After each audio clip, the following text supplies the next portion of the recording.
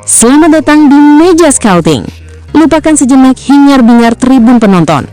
Hari ini kita akan bekerja di balik layar, melakukan tugas paling krusial dalam membangun sebuah tim, menganalisis talenta. Di hadapan kita ada sebuah map digital berisi profil seorang pemain muda yang menarik perhatian. Namanya Kay Van Dorp. Usianya baru 15 tahun. Posisinya langka dan latar belakangnya punya koneksi spesial dengan Indonesia. Tugas kita hari ini adalah membedah file ini lembar demi lembar, selayaknya seorang scout profesional yang akan memberikan laporan kepada federasi. Kita akan menganalisis datanya, menilai atribut teknis dan taktisnya, membuat analisis SWOT, dan di akhir kita akan memberikan rekomendasi final. Mari kita mulai laporan scouting untuk subjek Kay Van Dorp.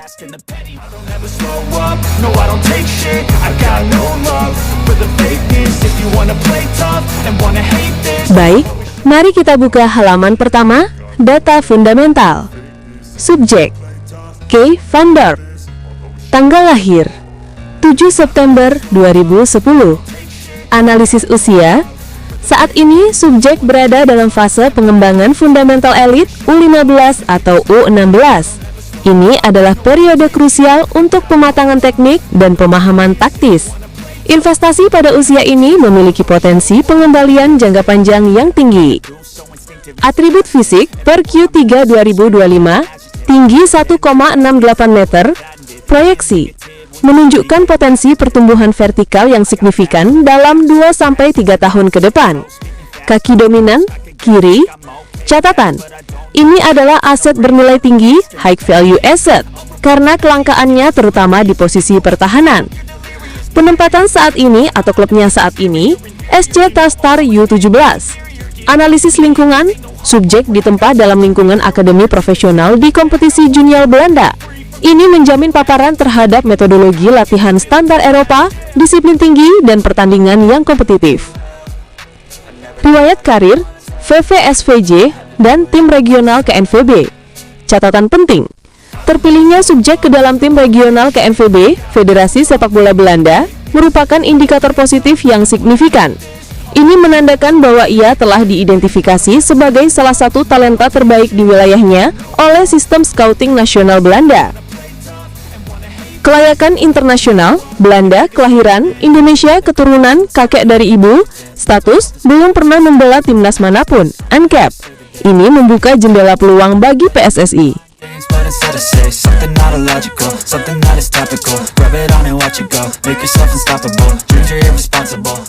Sekarang kita masuk ke bagian inti dari laporan ini, analisis kemampuan di atas lapangan.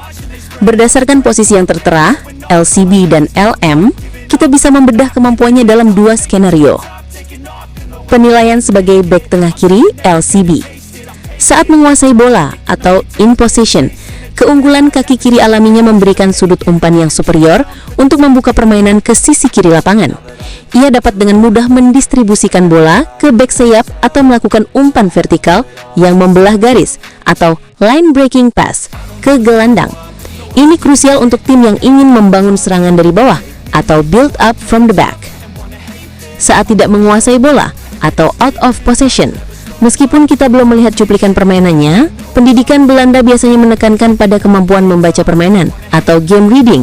Kita bisa berasumsi ia diajarkan untuk tidak gegabah melakukan tackle, menjaga garis pertahanan, dan unggul dalam duel 1 melawan 1. Penilaian sebagai gelandang kiri LM atau back sayap kiri WLB. Fase menyerang, kemampuan bermain di posisi ini mengindikasikan ia memiliki atribut ofensif. Di antaranya adalah work rate atau daya jelajah yang tinggi, kemampuan membawa bola atau ball carrying, dan potensi untuk mengirimkan umpan silang akurat ke kotak penalti. Fase bertahan, sebagai LM, ia juga dituntut untuk melakukan tracking back, membantu pertahanan. Ini menunjukkan stamina dan tanggung jawab defensif yang baik. Fleksibilitas ini adalah nilai tambah yang sangat besar. Kecerdasan taktis atau kesimpulan, dibesarkan dalam kultur total football Belanda, kemungkinan besar ia memiliki pemahaman posisi atau positional awareness yang baik. Ia mengerti kapan harus menjaga posisi, kapan harus melakukan overlap, dan bagaimana bergerak sebagai satu unit pertahanan. Pertanyaan interaktif untuk Anda para scout di rumah. Dari analisis ini, atribut mana yang menurut Anda paling menonjol dari Kay Van Dorp? Tulis di komentar, technical, tactical, fisik, atau mental. Feel free from the chains at last, and to believe in what you got, it was built to last, yeah. Now that I've been put through hell. Seorang pemain hebat tidak hanya dibentuk oleh skill, tapi juga oleh mentalitas. Mari kita coba analisis aspek psikologis dan strategisnya. Profil psikologis berdasarkan inferensi, ambisi. Berada di level akademi SC Telstar menunjukkan subjek memiliki dorongan dan ambisi untuk menjadi pemain profesional. Keterbukaan dan kebanggaan identitas, kutipannya tentang sang kakek dari Bekasi menunjukkan kesadaran dan kebanggaan akan warisan Indonesianya. Ini adalah faktor psikologis kunci yang bisa mempermudah pendekatan dari PSSI. Analisis SWOT. Strengths atau kekuatan, aset kaki kiri, versatilitas di dua posisi krusial, didikan sepak bola Belanda yang superior, usia yang masih sangat muda, dan punya dasar koneksi emosional dengan Indonesia. Weaknesses atau kelemahan potensial, fisik yang masih dalam tahap pengembangan, wajar untuk usianya, belum teruji di level senior, dan data performa statistiknya belum tersedia secara publik. Opportunities atau peluang, jalur yang relatif lebih terbuka untuk bermain di level internasional bersama Timnas Indonesia U17 atau U20. Peluang menjadi ikon dan idola baru bagi generasi sepak bola Indonesia di masa depan. Threats atau ancaman, persaingan ketat dengan talenta lain, baik lokal maupun diaspora, potensi dipanggil oleh Timnas Junior Belanda jika performanya meledak, dan resiko cedera yang selalu ada dalam pengembangan pemain muda. I got no love for the fakeness. If you wanna play tough and wanna hate this, I'll always show up. Setelah membedah semua data dan analisis, kita sampai pada halaman terakhir dari laporan ini, kesimpulan dan rekomendasi. Berdasarkan evaluasi komprehensif terhadap profil subjek Kay van Dorp, ditemukan bahwa ia memiliki atribut teknis dan latar belakang yang sangat sesuai dengan kebutuhan strategis pengembangan tim nasional Indonesia jangka panjang. Potensinya dinilai sangat tinggi. Rekomendasi final. Subjek diklasifikasikan sebagai Player of High Interest atau PHI. Direkomendasikan untuk melakukan pemantauan aktif dan berkelanjutan terhadap perkembangannya di SC Telstar U17. Langkah selanjutnya adalah membuka jalur komunikasi awal dengan pihak keluarga untuk menyampaikan visi PSSI dan menjejaki minat subjek untuk merepresentasikan Indonesia.